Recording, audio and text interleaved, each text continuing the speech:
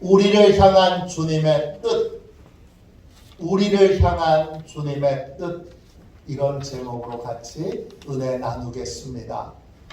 오늘은 주현절 마지막 주일이고 변화주일입니다.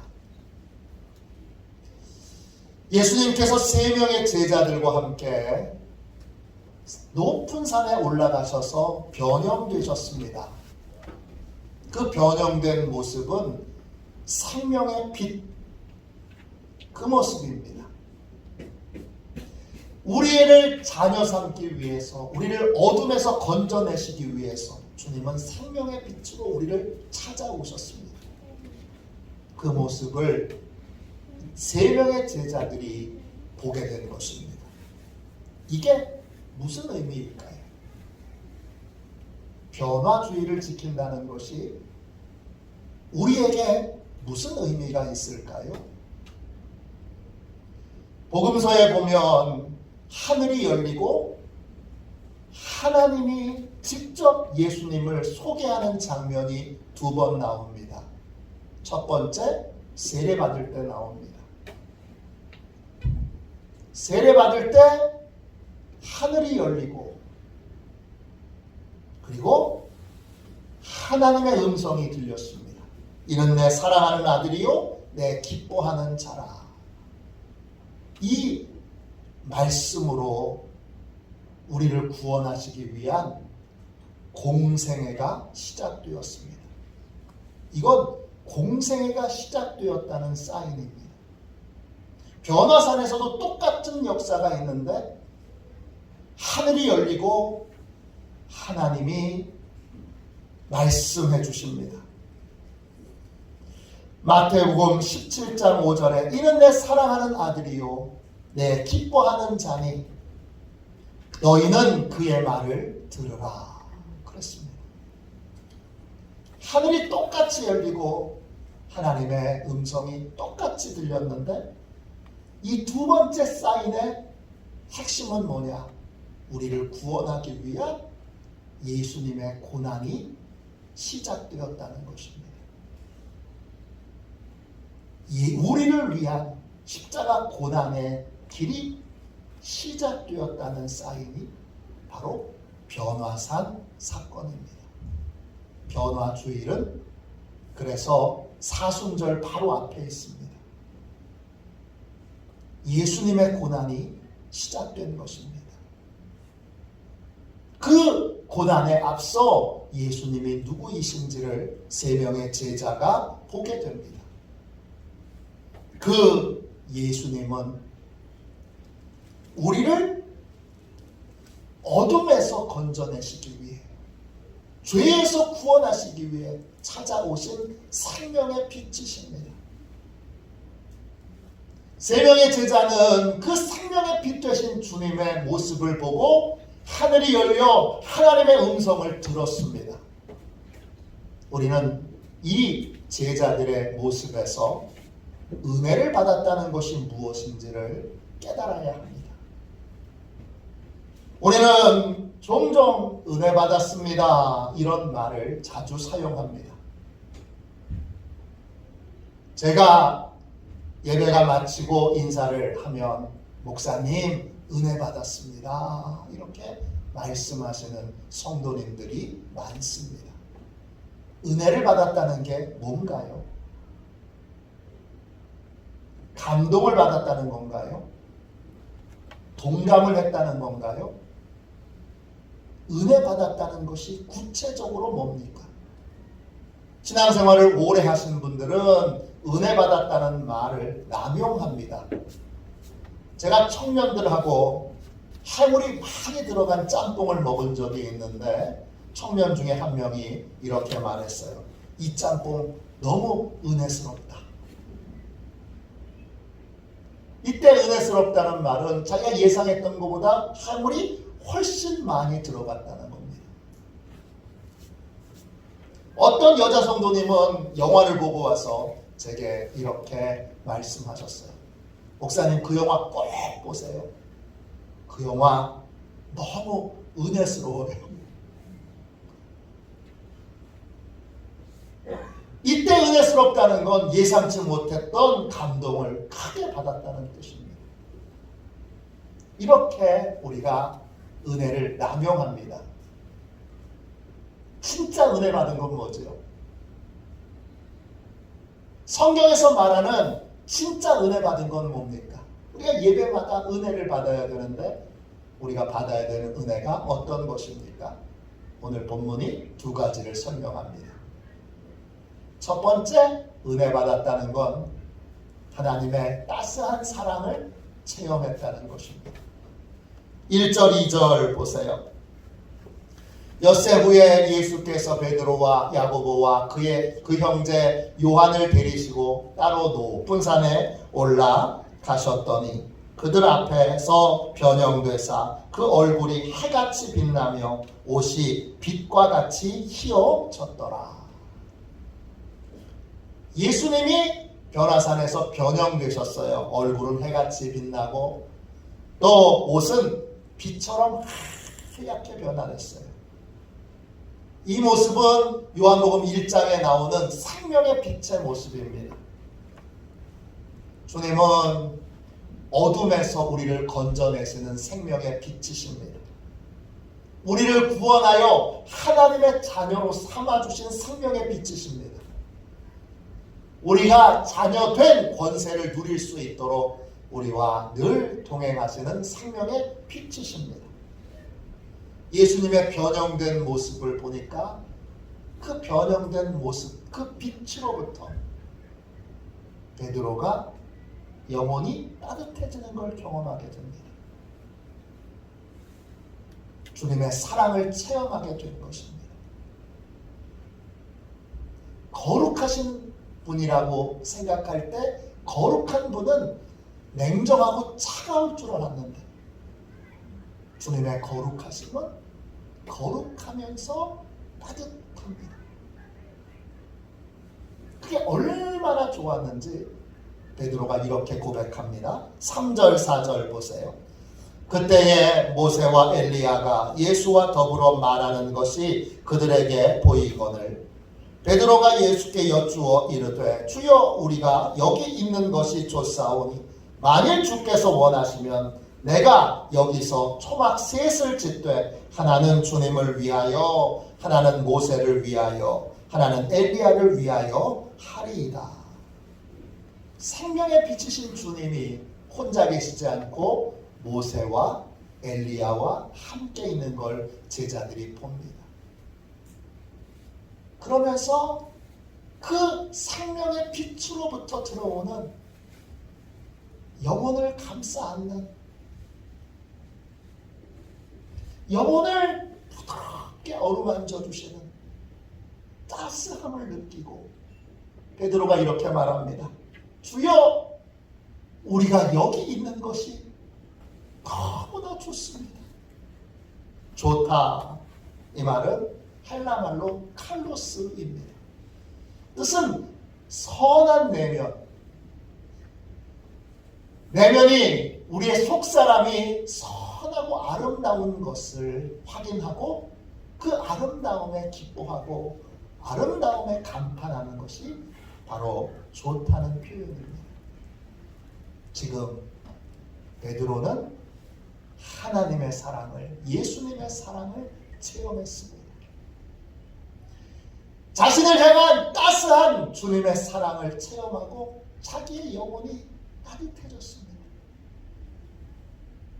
나 같은 영혼을, 나 같은 부족한 자를 이렇게 사랑하시는구나, 이걸 깨닫고 그게 너무 행복했습니다.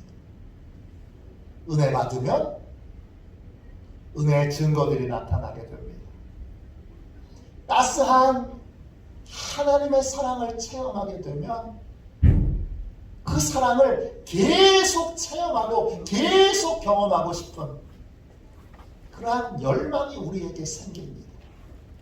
그때 나타나는 것이 자원하는 것입니다. 베드로는 자원하여 말합니다. 여기가 너무 좋으니까 여기에 초막 3개를 짓겠습니다. 이때 초막은 예배를 목적으로 짓는 것입니다. 예수님을 위해서 모세를 위해서, 엘리야를 위해서 초막 3개를 짓겠습니다. 주님의 이 따스함을 계속 체험하고 싶으니까 주님을 위해서 뭔가를 계속 하고 싶은 마음이, 무언가를 하고 싶은 열망이 생겨나는 것입니다. 이게 은혜의 증거입니다. 은혜 받으면 주님께 잘하고 싶은, 뭔가 하고 싶은, 뭔가 해드리고 싶은 그런 자원하는 마음이 생겨납니다. 이것이 은혜의 중요한 증거입니다. 두 번째, 진짜 은혜 받았다는 건 어떤 겁니까? 두 번째, 자신의 더러움과 자격 없음을 깨닫는 것입니다. 5절 말씀 보십시오. 말할 때에 호련히 빛난 구름이 그들을 덮으며 구름 속에서 소리가 나서 이르시되 이는 내 사랑하는 아들이요 내 기뻐하는 자니 너희는 그의 말을 들으라 하시는지라. 베드로가 주님을 위해서 제가 이거 할게요 이렇게 자원하고 있는 시간에 갑자기 하늘이 열리고 그리고 하나님의 음성이 들립니다. 이는 내 사랑하는 아들이요 내 기뻐하는 자니 너희는 그의 말을 들으라. 하나님의 음성을 들었을 때 제자들은 어떻게 했습니까? 6절부터 8절까지 보세요. 제자들이 듣고 엎드려 심히 두려워하니 예수께서 나와 그들에게 손을 대시며 이르시되 일어나라 두려워하지 말라 하시니 제자들이 눈을 들고 보매 오직 예수 외에는 아무도 보이지 아니하더라. 하나님의 음성을 들었을 때 제자들은 너무 무서워서 벌벌벌 떨면서 땅에 엎드렸습니다. 그들이 하나님의 음성을 들었을 때 무엇을 봤습니까? 거룩하신 하나님과 대비되는 자기 내면의 죄와 자기 내면의 연약함과 자기 내면의 허물을 봤습니다. 하나님의 심판대 앞에서 무서워 벌벌 떠는 것처럼 하나님의 거룩하심 앞에 그 거룩함과 가까이 갈 수 없는 나의 죄와 허물을 보게 된 것입니다. 이게 은혜 받은 것입니다. 내 죄와 허물이 보이는 것이 은혜입니다.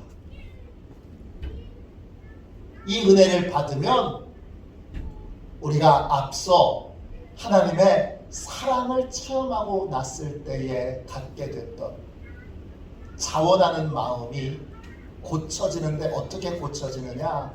내가 원하는 대로 내 방식대로 하나님을 기쁘시게 하려고 했던 의욕적인 삶이 이제는 내 죄와 허물을 깨닫게 되면서 뭘로 바뀌느냐? 그 의욕이 순종하고자 하는 의욕으로 바뀌게 됩니다. 내 생각의 기초에서는 내 허물과 죄가 많기에 내 힘, 내 지혜, 내 능력에 기초하여 하나님을 기쁘시게 할 수 없다는 걸 알게 됩니다. 그러면 내가 뭔가를 주님을 위해서 기쁘게 해야지 이런 생각이 사라지고 주님이 하시는 말씀, 주님에서부터 온 말씀에 순종해야지라는 순종을 향한 자원하는 마음이 생겨나게 됩니다. 이것이 은혜 받은 증거입니다. 은혜에는 두 차원이 있습니다. 우리는 이 두 차원의 은혜를 함께 받아야 합니다. 하나는 하나님의 따스한 사랑을 체험하는 것입니다. 이것이 복음의 기쁨이고 예배의 기쁨이고 기도의 기쁨입니다. 이 하나님의 따스한 사랑을 체험하고 주님의 따스한 은혜를 체험하게 될 때 우리는 행복합니다. 기쁩니다. 감격스럽습니다. 이게 복음의 기쁨입니다. 이게 없으면 내 죄와 허물만 보는 은혜를 받게 되면 매일 교회에 와서 회개만 합니다. 회개는 맨날 하는데 신앙생활에 기쁨이 없습니다. 신앙생활을 왜 하는지 잘 모르겠습니다. 그냥 반성만 하고 반성만 하고 반성만 하고 반성만 하니까요. 반대로 하나님의 따스한 은혜만 체험하게 되면, 그러면 나에 대한 착각에서 벗어나지 못합니다. 내가 하나님을 위해서 뭔가 크고 위대하고 대단한 일을 할 수 있느냐 착각이 들어서 나의 힘으로, 나의 열심으로, 나의 결단으로, 나의 지혜로 하나님을 위해 큰 일을 할 것처럼 그렇게 자기를 과장하고 자기를 높이고 자기를 자랑하는 그러한 또 다른 허물을 쌓는 삶을 살게 됩니다. 우리는 이 두 가지의 은혜가 함께 있어야 됩니다. 그래서 우리가 죄인인 것을 알면 알수록 하나님의 사랑은 더 짙어지고 더 깊어집니다. 내가 자격 없는 것을 알면 알수록 하나님의 만져주심은 더 깊은 곳으로 들어옵니다. 그러면 하나님의 말씀에 겸손히 순종하고자 하는 열망이 내 안에 일어나서 주님께 인생의 초점을 맞추고 순종의 걸음을 걷는, 어느 누구에게도 불편함이 없는 영원히 따뜻한 은혜의 삶을 살게 됩니다. 그게 은혜 받은 것입니다. 저와 여러분이 그런 은혜를 받는, 그런 은혜를 누리는 귀한 성도들이 되시기를 주님의 이름으로 축원합니다. 기도하겠습니다. 자비로우신 주님, 오늘 귀한 말씀으로 무엇이 은혜 받는 것인지 주여 깨우쳐 주셔서 감사합니다. 은혜 받게 하여 주시고 은혜 받음으로 자원하는 마음이 생겨 주님께 온전히 순종하게 하여 주옵소서.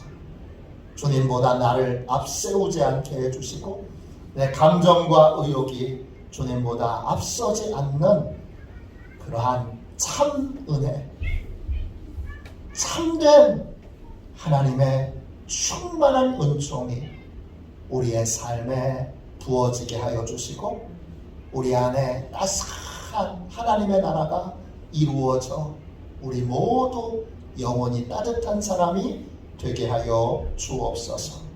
예수님의 이름으로 기도합니다. 아멘. 성만찬